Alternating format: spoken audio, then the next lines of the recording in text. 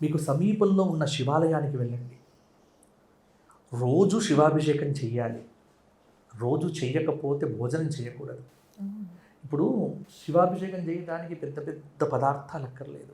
ఓ చిన్న శివలింగం తెచ్చుకొని ఇంట్లో పెట్టుకొని ఓ చెంబు నీళ్లు తీసుకొని శివాయ గురవే నమః అంటూ పోసినా చాలు, ఆనందపడతాడు. దానికి పెద్ద పెద్ద మంత్రాలే రానక్కర్లేదు.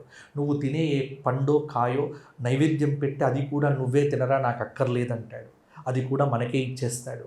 ఆయనకు విభూతి పెట్టి ఆ విభూతి మనం నొసటన పెట్టుకున్నామంటే మన యొక్క సమస్తమైనటువంటి రోగాలు బాధలు తొలగిపోతాయి. కాబట్టి శివుడు ఇచ్చే అనుగ్రహము మహానుగ్రహము. అందుకే లోకంలో ఒక పేరుందమ్మా, మిగతా వాళ్ళంతా దేవుళ్ళు, శివుడొక్కడే మహాదేవుడు. మహాంశ్చ అసౌ దేవ మహాదేవ.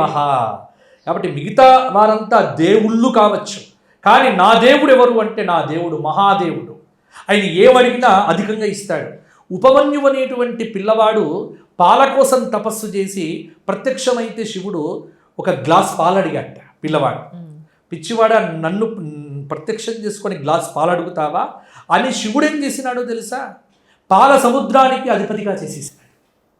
కాబట్టి శివుడిచ్చే అనుగ్రహము అద్భుతము, అప్రమేయము. మనము అసలు పొందాలి అంతే శివానుగ్రహం. నీవు జగత్తులో శివానుగ్రహం పొందటానికి వచ్చినటువంటి రోజే ఈ మహాశివరాత్రి పర్వదినము.